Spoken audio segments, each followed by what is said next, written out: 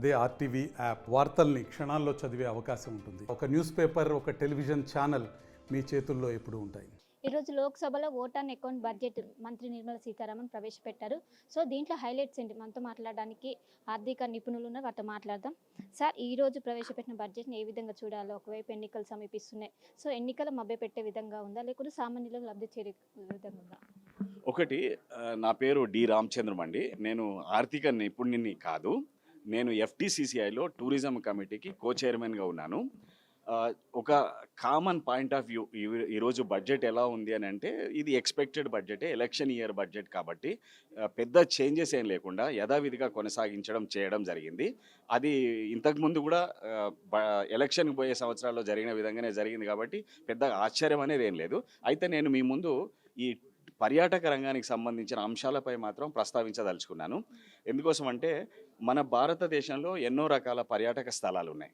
విదేశాలకు ధీటుగా మన దేశంలో ఎన్నో టూరిస్టు డెస్టినేషన్స్ ఉన్నాయి. ఈ మధ్యనే మన ప్రధానమంత్రి లక్షద్వీప్ పర్యటనకు పోయినప్పుడు దానికి ఒక మాల్దీవ్స్ ప్రత్యామ్నాయ పర్యాటక కేంద్రంగా మనం వస్తున్నాం. అదొక చిన్న ఎగ్జాంపుల్ మాత్రమే. అలాంటి వందల కొద్ది ఉన్నాయి. మన దేశంలో చాలా రాష్ట్రాల్లో పర్యాటకం మీద ఒక పాలసీ ఉంది. తర్వాత ఇండస్ట్రీగా కూడా పరిగణించే రాష్ట్రాలు ఉన్నాయి. పర్యాటక రంగాన్ని ఇండస్ట్రీగా డిక్లేర్ చేసిన రాష్ట్రాలు ఉన్నాయి. కానీ మన భారతదేశంలో కేంద్ర ప్రభుత్వం ఇప్పటివరకు కూడా పర్యాటక రంగాన్ని ఒక ఇండస్ట్రీగా పరిగణించకపోవడం, తర్వాత అట్లాగే దానికి సంబంధించిన విధానాలు, ఒక పాలసీ లేకపోవడం కొంచెం ఇబ్బందికరమైన అంశమే.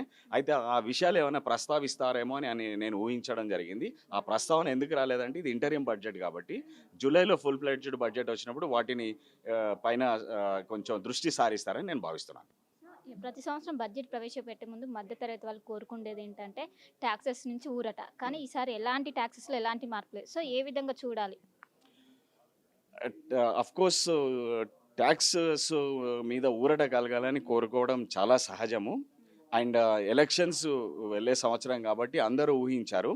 అయితే ఒక ఎలక్షన్కి పోయే ప్రభుత్వము పూర్తి స్థాయి బడ్జెట్ను ప్రపోజ్ చేయలేదు కాబట్టి కన్వెన్షన్కి భిన్నంగా వెళ్లకుండా ట్యాక్స్ స్ట్రక్చర్ని ఏ విధంగా మార్చకుండా వారు ఒక ఫ్యూచరిస్టిక్ బడ్జెట్ని మాత్రం ప్రపోజ్ చేయడం జరిగింది. ఫ్యూచరిస్టిక్ బడ్జెట్ ఎందుకని అంటున్నానంటే, లాంగ్ టర్మ్ విజన్ ఉంది. ఇది షార్ట్ టర్మ్ బడ్జెట్ అయినప్పటికీ కూడా లాంగ్ టర్మ్ విజన్తో ప్రజెంట్ చేయబడింది కాబట్టి ఇది ఫ్యూచరిస్టిక్ బడ్జెట్గా మనం పరిగణించవచ్చు.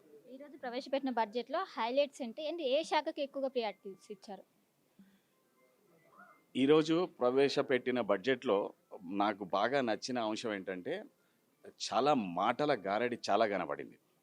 ఉదాహరణకు 3 రకాల గరీబీ ఉంటుంది అని చెప్పడం జరిగింది.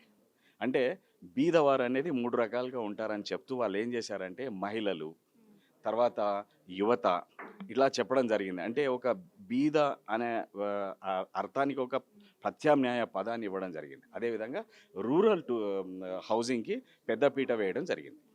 ఇవి కపుల్ ఆఫ్ హైలైట్స్.